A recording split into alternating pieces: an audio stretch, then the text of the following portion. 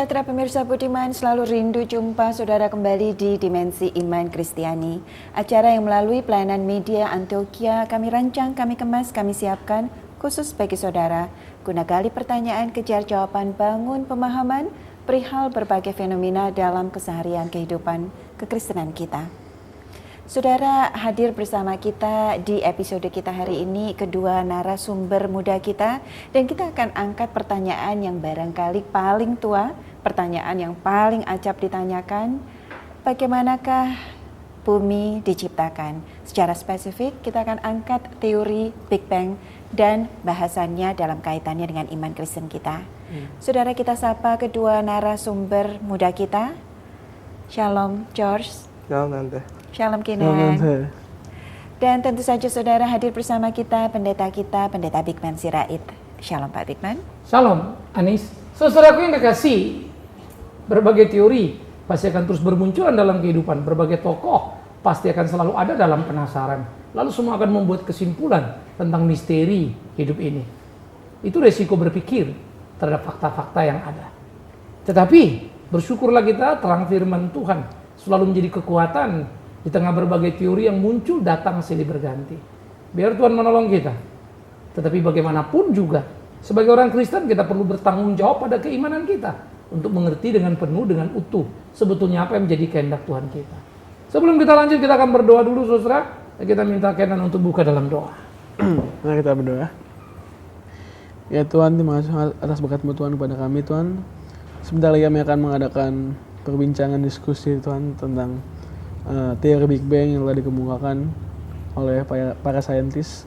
Kau pimpin kami Tuhan supaya diskusi pada hari ini dapat berjalan dengan lancar Tuhan, dan kiranya hanya firman-Mu ya Tuhan yang dapat menyegarkan hati kami Tuhan, dan juga menerangi jalan-jalan kami Tuhan. Terima kasih Tuhan, dan syukur, amin. Amin.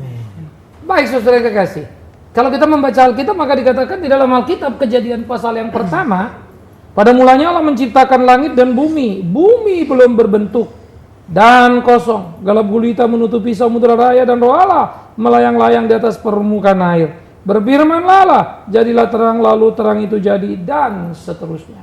Kenapa dan seterusnya? Ini memang menjadi persoalan yang sangat rumit ketika orang mulai memperdebatkan pasal 1 ayat 1 dari kitab Kejadian. Pertama, apakah itu pra atau pasca kejatuhan malaikat? Kita hampir menemukan clear, itu sesudah pasca kejatuhan malaikat, ya, dan malaikat jatuh dan Lucifer kawan-kawan dibuang ke bumi. Persoalan kedua, pada mulanya Allah menciptakan langit bumi belum berbentuk, gelap gulita, kosong. Apakah itu yang disebut dengan kekacauan oleh para saintik yang berlangsung dalam miliaran tahun? Nah, itu menjadi titik persoalan yang sangat serius. Tetapi ketika mengatakan bahwa itu no design, itu menjadi problem. Karena kita melihat ini adalah by design, tempat di mana Allah membuangkan malaikat, tetapi kemudian mengelolanya demikian rupa menjadi tempat tinggalnya manusia. Yang jelas bumi bukan surga, itu saja menjadi clear. Surga ada keteraturan, kerapian, dan di bumi gelap gulita, samudra menutupi, roh Allah melayang di atas udara. Bagaimana kemudian itu dalam kendali Allah? Jadi bukan gambaran keliaran, tetapi gambaran ketidakteraturan, dan dibuat menjadi teratur. Surga dalam keteraturan, bumi ketidakteraturan. Nah memang jadi ada ruang, bukan? Nah inilah Big Bang itu terjadi. Ya, ada sebuah ledakan, kekacauan, dan segala macam teori bisa masuk di dalam ruang pasal 1 ayat 1 dan 2. Nah, kejenakaan dan kelincahan berpikir akan menjadi sangat mempengaruhinya. Sehingga persoalan sederhana memahami pasal 1 ayat 1 dan 2 bisa jadi ribet luar biasa. Begitu nih. Ya. Kinan, George, ada banyak teori mengenai penciptaan dunia, penciptaan bumi. Dari banyak teori yang ada, teori yang paling acap kita dengar adalah teori evolusi dan Big Bang. Evolusi barangkali lebih lazim dikenal orang, Big Bang barangkali dikenal oleh sebagian orang, tapi bagi mereka yang mengerti, bagi mereka yang membedah teori ini, mereka akan mengatakan bahwa amat sangat mudah buat mereka untuk lebih mempercayai teori Big Bang sebagai teori yang mendasari penciptaan bumi, penciptaan dunia. George, Kinan, apa pemahaman kalian mengenai teori Big Bang? Biar kita mulai dari situ dulu sebelum kemudian bareng-bareng kita bertanya pada Pak Bigman berbagai pertanyaan terkait dengan teori Big Bang dan iman Kristen kita. Siapa yang mau mulai lebih dulu? Oke, mungkin aku duluan yang mulai. perlu kita ketahui tuh ada beberapa poin yang penting dalam teori Big Bang ini. Yang pertama, secara harafiah, Big Bang itu artinya ledakan. Jadi, yang mengemukakan teori ini tuh cukup ironis menurut saya, karena yang mengemukakan teori Big Bang itu adalah seorang pastor dari zaman Romawi yang bernama George Lemaire. Pastor Roman Catholic ya. Iya. Apa hubungannya sama Jos? Enggak, Om. Oh, sama-sama nama saja. Iya, cuma sedikit mirip doang. Ya, jadi menurut dia, pada mulanya bumi dan matahari itu adalah satu.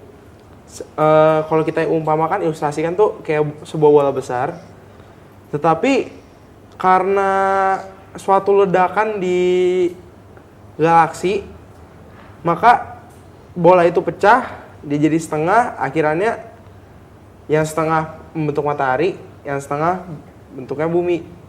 Nah, lalu selain itu juga dia bilang bukan cuma matahari sama bumi aja yang jadi, tapi ternyata ledakan-ledakan lain tuh jadi kayak sisa-sisa gitu ngebentuk planet-planet kita yang kita ketahui sampai sekarang gitu. Ya. Lalu apa kaitannya ini dengan iman Kristen, George? Menurut aku Tuhan itu lebih tahu segalanya daripada si pastor ini, menurut aku. Oke, Kinan, George tadi coba jelaskan buat kita secara umum bahwa teori Big Bang mengajarkan pada kita cikal bakal dari dunia, cikal bakal dari berbagai galaksi di jagat raya yang jumlahnya konon kabarnya miliaran. Itu berasal dari energi yang entah kenapa meledak dan bertransformasi, berubah menjadi jutaan galaksi di jagat raya ini. Kinan, ada yang mau ditambahkan mengenai apa yang Kinan ketahui mengenai teori Big Bang? Mungkin bukan karena entah kenapa Tante ya, kenapa meledak. Pernah juga disebutin kalau bola yang besar itu meledak karena kalau bola besar itu kan berarti dia volumenya penuh. Makin lama makin berdesak-desakan materi-materi dalamnya. Lama-lama dia meledak. Itu juga menurut saintis bukan karena sebab, karena terlalu penuh dalamnya.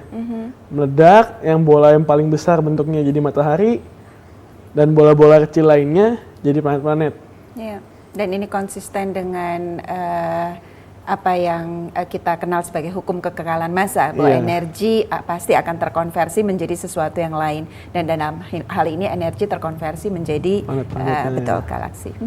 Sama seperti semua teori lainnya, ada waktu yang dibutuhkan untuk menyajikan bagi kita pembuktian yang lengkap.